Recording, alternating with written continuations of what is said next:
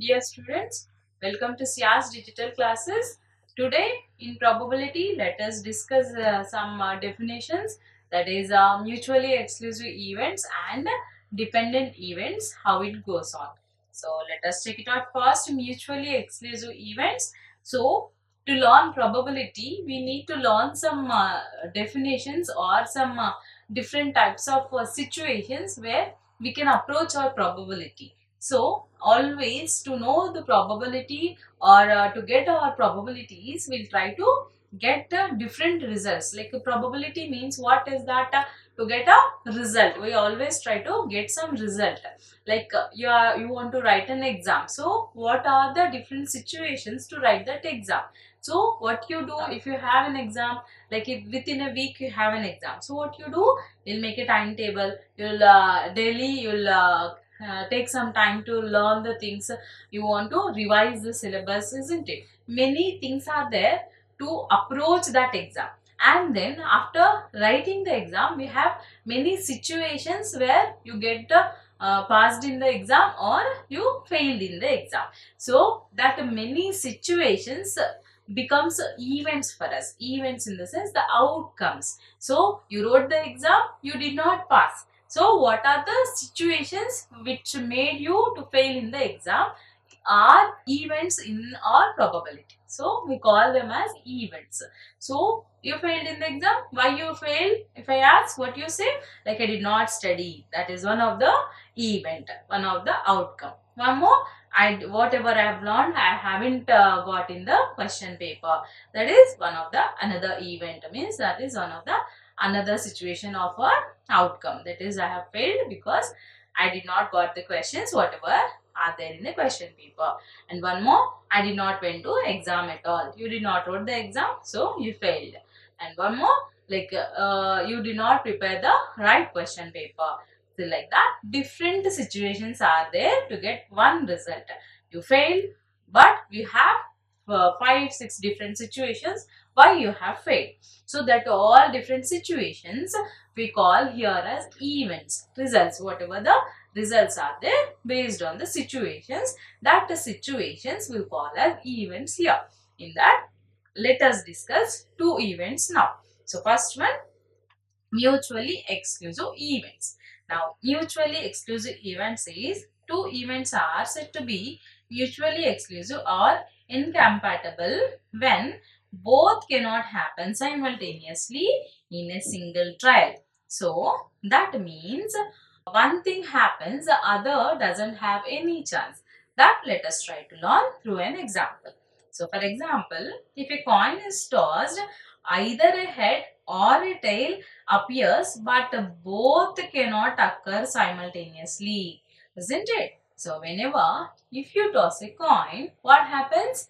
Either you get head or a tail. Anytime you have seen the situations that both are the outcomes? No. So head appears, tail doesn't have any chance to get as a result. So those two situations are mutually exclusive. One happens, the other no way is the chance to get as a result. So such situations we call mutually exclusive events. Like same example just now we discussed, whenever if you have exam, what you do. So you wrote the exam. So what happened? You have learned very well and you wrote the exam very good. So what the chance is there to pass in the exam? Yes, you passed in the exam. Then anywhere chances is there to fail again?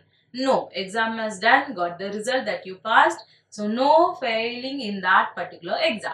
Go for another exam. That exam is done. So pass and fail are mutually exclusive. If you passed, you passed itself. No failure in that. If you fail, there is no way you can get pass in that situation. So that is your mutually exclusive events. Now let us discuss non-mutually exclusive.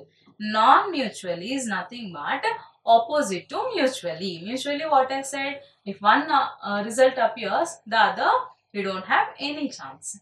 But here in non-mutually, there is a hope to get a two results at a time. So that also let us discuss through an example. So from a pack of cards, if you check cards, 52 cards will be. In that four different varieties will be. You should have basic knowledge about cards, then you can understand all the examples properly. So 13, 13, 13, we have four different types of cards, 13, 13, 13, 13. Overall 52 cards will be. So heart shape will be, and sorry, this is your diamond shape, then heart shape, these two are red color. And some other shapes will be spades will call, and clubs will call, something like this. So simply I have wrote the how they appear. So these two are black color. So this is the basic information you have to learn about cards. Then you can solve any type of problems about cards. So here using this card example, I'll show you how non-mutually exclusive events will occur. So from a pack of cards, drawing a red card and drawing a queen are the two events. So what the situations I'm considering: a red card and a queen card together, if it is appears or not.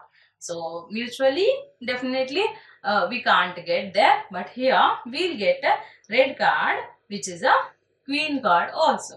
How? These two events can occur simultaneously while drawing a red queen card. So just now we discussed 13 cards will be there. So 13 cards will be there of red color. In that, like a king card, queen card, a card, like that different cards will be. So one queen card will be. So queen card you can get, that can be red color. So both the situations at a time you have got, no. So that is non-mutually. So some situations will be where required two different things at a time you can get as a result. So a queen card which is red is your result. So both non-mutually happened here. So non-mutually means two situations can be our output together at once, you can get that output. So this is a good example to get this non-mutually events. So let us check it out. One more definition, that is dependent events. So what are dependent events? Dependent events are the events in which occurrence or non-occurrence of one event in any trial influences the probability of occurrence of other events in other trials. So here this I'll explain through example.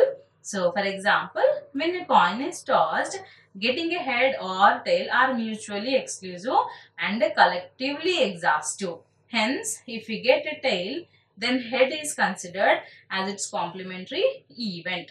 So what they are telling here, dependent events means one occurs means that influences the other to occur. So that is dependent, dependent to one another. So occurrence and non-occurrence of events influences the other events. So whenever one influences the other event, we'll call such events as a dependent event. Like if you go for college, if you have a best friend, so what you do, both of you, you'll if one is not coming tomorrow, what you do, the other person also will say, I'll not come because you are not coming, means dependent. So one influences the other. So such situations are called dependent events. Results when one is influencing the other, one occurrence is influenced by the other, that is your dependent event. So these two are different definitions under probability. Based on the situation, we'll try to stick to particular events and we'll try to get a probability. So hope you have understood these two definitions. See you all in the next session. Thank you.